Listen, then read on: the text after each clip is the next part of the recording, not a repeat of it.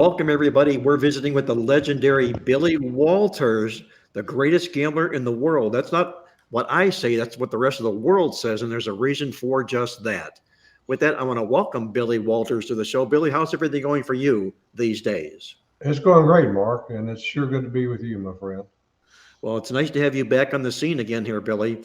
I know that from your book, and your book is outstanding. I was telling our listeners out there, they buy a copy, they'll pick it up, and they won't put it down. It's just absolutely nonstop, terrific book you put together there. It's called Gambler Secrets from a Life at Risk. And if you want to know everything and anything about sports gambling, do yourself a favor and pick up a copy of Gambler Secrets from a Life at Risk by Billy Walters. It's a must have book.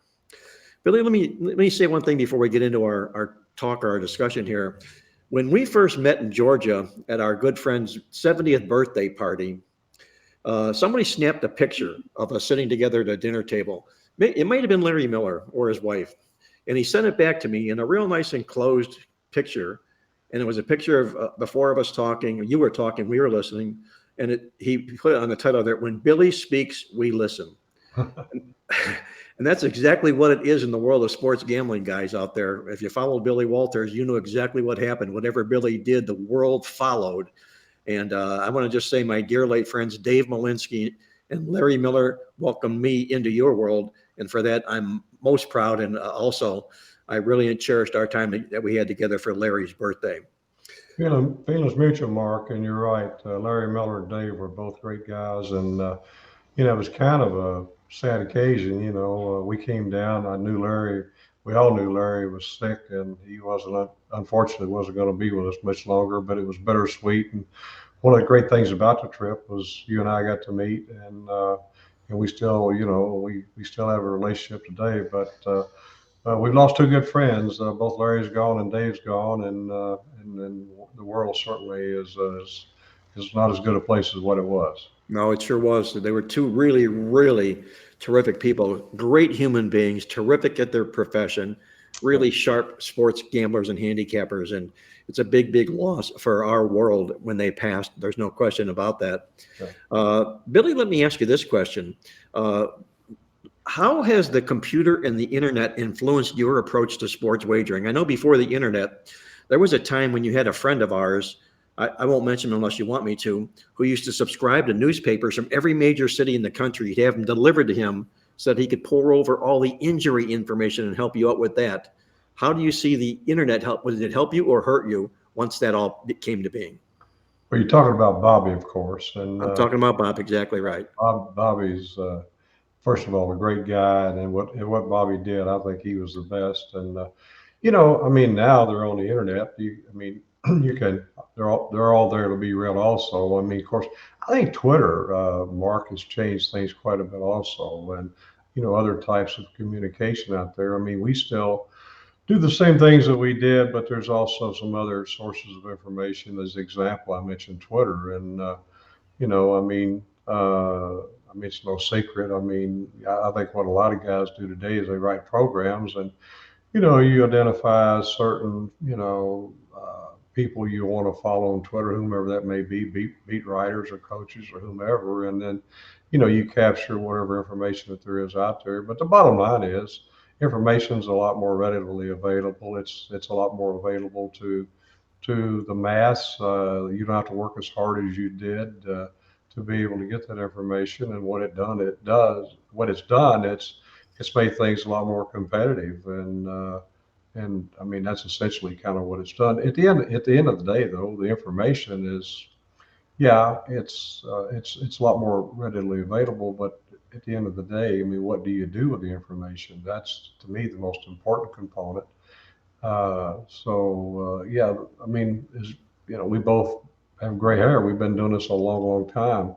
It's changed in many, many regards, but it's still the same game. I mean, you got to pick winners, and over the years, you've been able to reinvent yourself. That's the reason you're still sitting in the chair, and that's the reason what you're doing. People want to know what you're doing because you're still, a winner at what you do, and but you've been able to reinvent yourself. I've done the same thing, Mark, over the years. As you know, I started off with Mike Kent in the late '70s, first guy I wrote a computer program to handicap sports with. And I realized early on in the mid '80s, actually early '80s, that Mike was probably going to eventually lose his edge, and I ended up recruiting six other Mike Kents to do the same type of work that provided me independent sources of information. And I've spent millions of dollars every year on research and development with programs and things such as that to stay ahead of the game. And but it's as we both know, it's a tough racket, and if you're not totally committed to it, it's you're not going to beat it.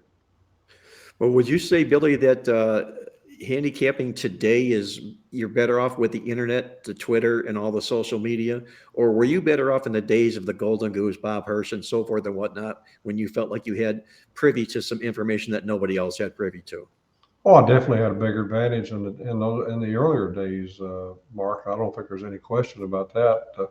Because again, I worked harder. We were a little bit more creative about things we were doing, and we were able to find things out that others didn't know. We found it out quicker. We found out information that others didn't know. Now, everyone's got the same information. So, no, from that perspective, I was much better off years ago than I am today because the playing field in regards to the information has been leveled. Well, Billy, you moved lines like nobody else has ever moved them before. And I have a feeling that it, it was when Billy Walters ordered up a game, the games moved. Now, was that a help or a hindrance to you? Because I know you eventually figured out how to beat those line moves that all the followers were doing. But how do you perceive the fact that when Billy Walters made a move, did it help you in the end, or did it help hurt you in the end because of the followers? It didn't help me, certainly. That's another thing I realized in '80, '81, '82 that we had to figure out a way to move the games without the lines moving so much because, as you know, Mark, you start off the season, you got a power rating on all the teams, and the odds maker, he's making a power rating. Us handicappers, we're making power ratings. I mean, all we're really doing is we're making our numbers. We're betting our opinion against the guys who are making the line, and we're going to have I'm going to have an advantage in some power ratings. My numbers are going to be better than theirs, vice versa. But if I give my whole card away and the line on the game moves 2, 3, 4 points and the game wins by 3 touchdowns, and everyone knows that I bet on the game, well, the guys on the other side, they know that too. So when they adjust that power rating, they're going to adjust it more so than they would normally because of that, especially earlier in the year. So I realized that, you know, people that were working with me, people that were helping me do what I was doing, I wanted them to make money the same as I was making money. But people who were just following me that really weren't contributing anything, I had to figure out some way to be able to eliminate the majority of those. And that's beginning early mid '80s. I realized that, and that's why I worked as hard on that as I did I can imagine. Mark. And that's one of the reasons I was able, have been able to stay viable and make as much money as I've made over the period of years. Others, most others that I know, well, all the others I know, no one's been able to do that. And that's one of the problems that people have is, a lot of good handicappers, them, I've known them. I mean, they'll start off, they've got an advantage, but at the end of the day, that advantage erodes for whatever reason, and they're out of business. Well, I know, Billy, that you hit a great point, and I don't know, you don't have to answer this if you don't choose to, but everything that you did with your computers and all of your programmers and so forth and whatnot, was it about creating a power rating, or was it about delving into situations that are going to be beneficial to Billy Walters? Well, the maybe I don't understand the question, Mark, because the things that we did with the quantitative guys was strictly all about working on a power rating. But a power rating, I use a lot of qualitative guys too. You mentioned Bobby Hirsch, Right. and what I realized early on, I'll mention this guy's name because he's a guy that we all, everybody knows this guy's Sager and it makes numbers. Oh, yeah. But the bottom line is he couldn't beat sports if his life depended on it because the qualitative side of things is, you got to be able to kind of figure those things out too. I've known, and I'm sure you know, guys, uh, a lot of years that continue to beat sports that they really don't know anything about computer programs. They beat sports because of the qualitative side of things. I mean, there's every situation you can't figure it out with a slide rule, and over the years I've been able to combine those two things. I've worked with a quantitative side. I've worked with some of the smartest people that have ever been in the business. I've had one guy's been with me for 30 years that graduated number one in his class at Caltech. I've got another guy's been with me for 30 years. He was the chairman of an economics department at a major university, and of course I've had guys like Bobby Hurst, who I've had the good fortune of being associated with for 30 years, who he reads newspaper stories. He knows the value of players. If one guy's out, he's got probably a better feel of the value of the backup coming in, especially in college basketball, than a quantitative guy did. So, I've been able to combine all those things along with the fact, and I think Mark, one of the strengths that I've had is betting strategy. I'm pretty good at betting strategy. I got a pretty good idea which way the line's going to go. I can pretty much tell you on Monday where that game's going to finish up at on Saturday or Sunday, and then on top of that, probably the most of the time I end up getting whatever the best price is. So, betting sports is picking winners, but you also you've got to take good numbers. You got to take good prices. You cannot take bad prices and win over any period of time betting sports. I mean, that is an absolute must. So, there's a combination of reasons of why I've been able to win, and being associated with people, a lot of them much smarter than I am over the years, has been a big part of it, but it's not the only part of it. I like that, Billy. It reminds me of the saying that you're only as smart as the people that you surround yourself with. Right. And it sounds like you put really a heck of a team together there. And I like the fact that you're not egotistical to the point where you know so much more than they do. That's not what it's all about. It's all about a collective effort of the people that you put together. And I tip my hat to you on doing just that. Well, Let me go ahead, Bill. I'm sorry. I'm sorry. I had the good fortune of being recognized recently in Las Vegas, and when I got up and I gave an acceptance speech, the first thing I did was identify the people that if it weren't for those people, I wouldn't have been there that night. And there's no question in my mind about it. Number one's my wife. We're gonna share a 47th wedding anniversary this Thursday. But Mike Kent, if it hadn't been for Mike Kent, I hadn't met him in the late 70s, early 80s. Well, I probably wouldn't have been there. But over the years, all the people that I've been associated with, if I hadn't met a lot of the people I met, I'm sure I wouldn't have had the success that I've had. Well, if there's anything I can one up you on, Billy, is the fact that I met my wife, my high school sweetheart. She's a coal miner's daughter from West Virginia. And right after we graduated from high school, we ran away on a Greyhound bus to Asheville, North Carolina, and got married. That was 56 years ago. Yeah. And probably the best day of my life is when I said I do. And I can tell right now, Susan is your wife, correct? That's right. Yeah. Yeah, I can tell right now, 47 years, you got to be loving every minute of it. Congratulations. Well, thank you, Mark. And and if you read the book, or if you do read the book, you got to see. Boy, I'll tell you what, she has stuck with me through thick and thin, and Oh, yeah. I mean thick and thin. So I've had the greatest life partner you could possibly have, Well, that's awesome. yeah. Hey, Billy, it's been said that you can tell more about a person, the way he handles himself on a golf course, than you can by any other means. And I know you've been known to rub elbows with popular sports celebrities and play a round or two of golf with them. We've all heard the Phil Mickelson stories. Is there any memory or other experience that you had on the links that you might share with our listeners out there? Oh yeah, well I would agree with that. I mean, if you play with someone, you're going to see how they react. If they had a bad shot, you're going to see how that person marks their ball. You're going to see how that person, if a situation comes up in regards to a penalty, you're going to see whether they call it on themselves or not. Exactly. You're going to learn, in my opinion, probably more about playing 18 holes of golf with someone than most anything that I can think of. And all you got to do is just, again, you watch that person in that particular situation. I mean, you mentioned Phil Mickelson, and I'm sure your viewers have an interest in Phil Mickelson and my relationship. First of all, the book I wrote is 28 chapters. he's only 2 of 28, and the only reason he's in there is because, in order for me to tell this story, he had to be in my book. I mean, I took the high road with him. There's a lot of things about Phil and his personal life that aren't in the book. I only put in the book what I had to put in the book to set the record straight about what happened. But bottom line was, he and I had a betting relationship with for 5 years. We were partners, and we had a personal relationship for 8 years. And when it came time to be a stand-up guy and do nothing but come to court and just tell the truth about what something that took place, he didn't do it.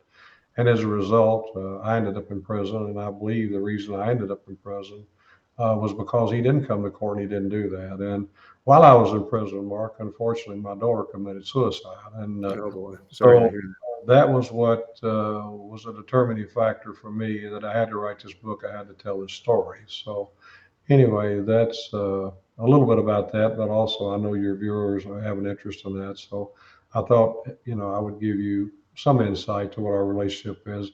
Again, in the book, I go into depth, an in-depth explanation of the entire thing. On a sidebar note, Billy, I know you've golfed against him and had matches. How many strokes aside was he giving you? Well, we were playing match play, and of course, I was playing him. I mean, I was an older guy at the time. He and I was playing golf when I was in my 60s and late 60s, and I'd had multiple shoulder surgeries and things such as that. And we were playing match play, and we played from the tips of these golf courses too. And Oh we were boy. playing tough golf courses. These weren't double bump golf courses, and we weren't playing from the white tees. And he was giving me six aside. We were playing match play, and he would give me as many as seven aside playing match play. And but we probably broke about even. I didn't beat him out of any money. He didn't beat me out of any, but it was a tough game. I mean, you get on the backs of these golf courses, especially in your late 60s, and you're pounding away with it. And six aside, seven aside sounds like a lot of wood, and it is a lot of wood. But playing a guy is one of the best players who ever lived, probably the best left-hander to ever live. Well, you got your work cut out for you. I remember one day we were playing a golf course. It was a tough golf course, and he birdied 6 holes in a row, and he was one down. I mean, he didn't like the looks of it either, but it was a tough game for both of us. Wow, I got to congratulate you, man. You're in your 60s and you're hitting it from the tips. That's saying a lot. Billy, you come a long way from the young boy who grew up in rural Kentucky. You were raised by your grandmother to becoming a philanthropist like you are today. You were honored as the Philanthropist of the Year in Las Vegas in 1997. Kudos to you on that. So here you are today. After working 80 hours a week, you were selling cars as a youngster, the owner now of multiple car dealerships and golf courses. How does that make you feel? Well, I'm obviously very proud of my accomplishments, and yeah, in the book, I wrote this book for a number of reasons, Mark. I wanted to help a lot of people. When I was a young man, I made a lot of mistakes. I've had a lot of ups and downs. I've been broke countless times. I had an issue with alcohol at one time in my life. At one time in my life, really, I was a horrible money manager, and I got good at what I do by losing and learning lessons.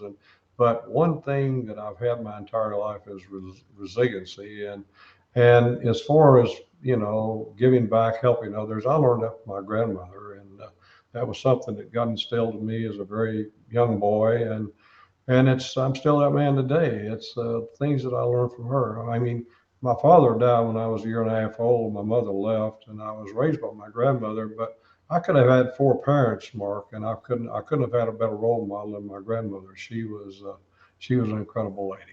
Well, you say she instilled that work ethic in you, and it shows clear through. So you got to feel really proud of your grandmother. There's no question about that. And I got a kick reading about how at the age of 7, when you went out and got a $40 bank loan for a power lawnmower to start a grass cutting business. Kudos to you, man, doing just that. And then at age 9, you went out and got a second loan for $90 to start a paper route. And was it your grandmother you said that arranged both of those loans? If that's terrific. Yeah, it was my grandmother, and when I went to her with the idea that I wanted to buy this lawnmower, we talked about the money, and I wanted to borrow the money from her. And she said, "No, I don't, I don't have the money. Well, but maybe I can arrange a loan for at the bank for you." So, I mean, it was something my grandmother put together with a banker, and it was strictly to teach me a lesson. I mean, that's what it was. She took me down this bank, and the banker, his name was Colonel Luther Coyle. He'd been in the in the service, and he was a colonel. He came out, and he still carried that name. So we go in there and we sat down, and my grandmother, she said, Colonel Luther said, Billy Thurman. And down in the country where I'm from in Kentucky, everybody calls her by your middle and your first name. And he wants to borrow $40 to buy this power lawnmower with, and I'll guarantee the loan for him. And of course, the banker said, "Well, how are you going to repay the money?" And of course, I said, "Well, I'm going to mow how much." He asked me some questions, how much I could, earn mowing grass, and we made a deal. 50% of the money was going to go to the bank. I repaid them, and they filled out a note, and I signed it, and she signed it, and he gave me two $20 bills, and we went down to the Western Auto Store and bought that power lawnmower, and for all those years, I mean, I thought that, for a while that, it was the bank had really lent me the money, but it was something my grandmother had done, and it was to teach me a lesson of responsibility, and that's what kind of lady she was. Yeah. Well, that's true. That's a great story. I love stories like that. When you had a grandmother who watched over for you, and you mentioned, was it your mother was an alcoholic? You also were an alcoholic. I can relate to that, Billy, because I too was getting there, and I've been clean and sober now for 35 years. And Uh, what you mentioned is that when you got clean and sober, that is when everything worked for you. It allowed you to outwork the lines maker, and you were probably at the top of your game at that point. What would you say to anybody out there that is on teetering about whether they want to continue drinking and drown in their sorrows or become clean and sober? well, I mean, bottom line is, life is going to look completely different to you once you get yourself clean and sober, and drowning your sorrows. All it's going to do is magnify whatever issues you got. It's not going to make them better, and it's not only going to be make them better for you. It's going to make them better for everyone around you. So if you love the people that are around you and you respect the people around you, you need to make that commitment, and the quicker you do it, the happier you're going to be, and like I said, everyone around you is going to be, and then life becomes a true joy, then becomes a lot more fun too. Well, words of wisdom from a wise man for sure. And Billy, before we let you get going here, I want to share this with you that a good customer of mine, in fact, he's such a good customer of mine. He went out and he bought your book. He bought two books and he sent one to me. He got it, he got it before he even had a chance to. He wanted to make sure that I read your book. And he imparted this on me. He said that the number one take that he had from your book was that Down syndrome kids never complained. Could you comment on that?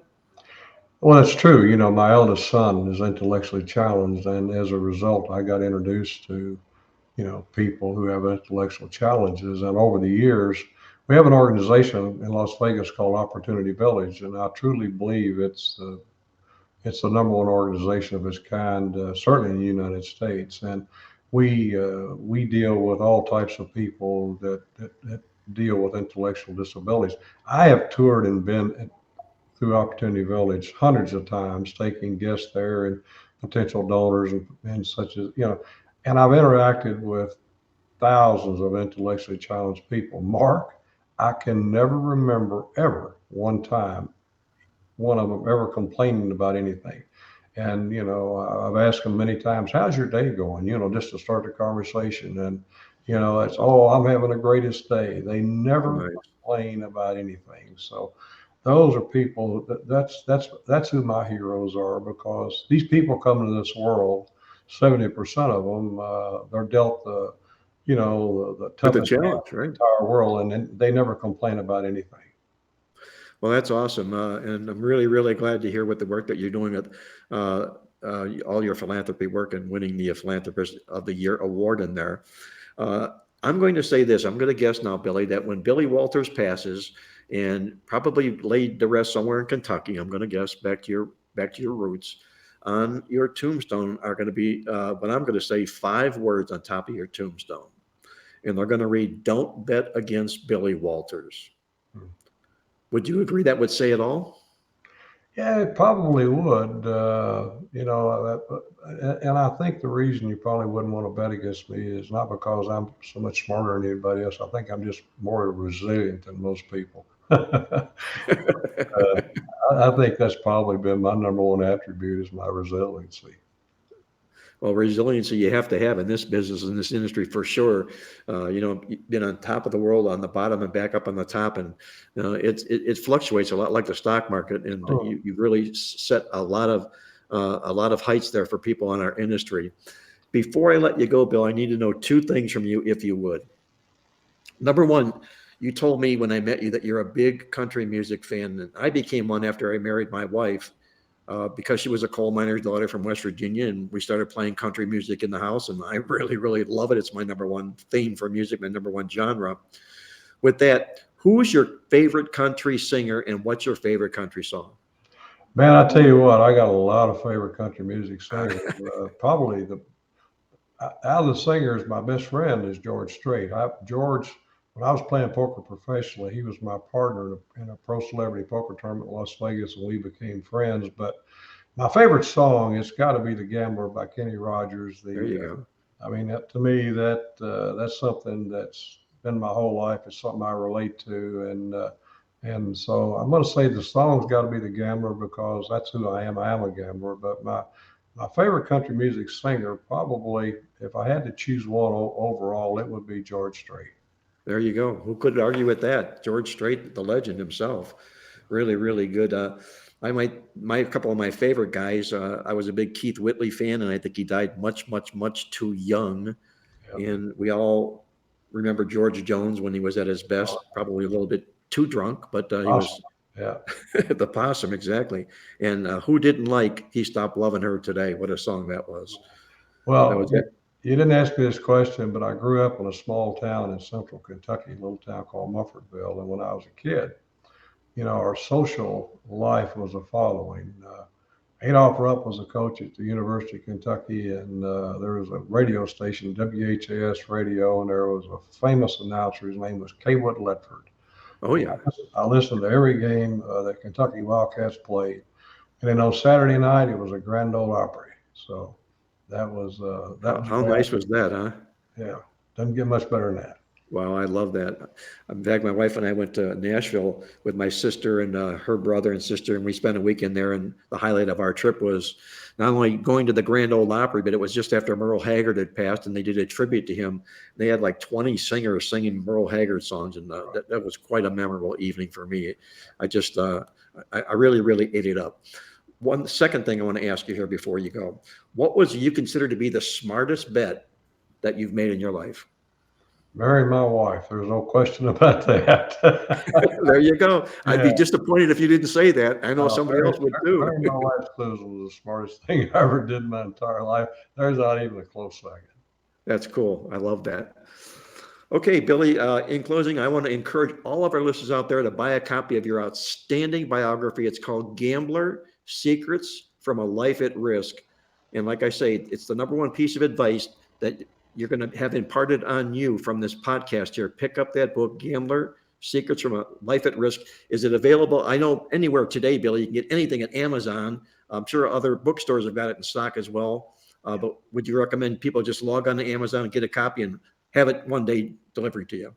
You can do that. Of course, I'm one of these kind of guys, frankly. I like to do business with small businesses and bookstores or whether it's a small grocery or something else. I'm just an old fashioned kind of guy. You can get it from Amazon, they'll deliver it to your door.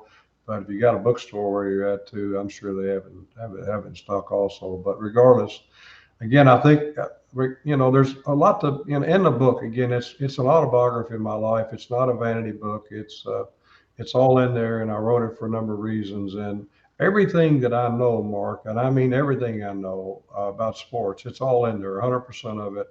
I mean, I didn't leave one thing out. I wouldn't have sold the information, Mark, 10 years ago for $20 million. I'm 77. It's my legacy. And you've read it. You've been around sports as long as I have. And it's pretty obvious. Everything that I know is in there. So it's full of charts, as you know, that's going to help people substantially in regards to buying half points, comparing money lines to point spreads, things such as that. So, and it explains my relationship with Phil Mickelson in detail, and it also explains the time I was in prison and what that was all about too, because I really didn't know what prison was like until I went into prison. But it was an eye opener also. So it's all in the book, and if you do buy it, I hope you do enjoy it. Well, it's quite a legacy you've left for us, Billy. I know everybody that buys that book is absolutely guaranteed to improve their bottom line just by osmosis, if nothing else. But get into the book, read it, and I can guarantee you're going to really improve the way that you become a smarter sports gambler. Billy, I've enjoyed visiting with you immensely on this show here. I'm going to wish you nothing but the best of success and luck. And do me a favor, if you will, give Susan a hug for me. I will, Mark. Feelings mutual, my friend. It's good talking to you again. Likewise, Billy, take care, stay safe, and be I well. will. Thank you for having me. Thank you, Billy.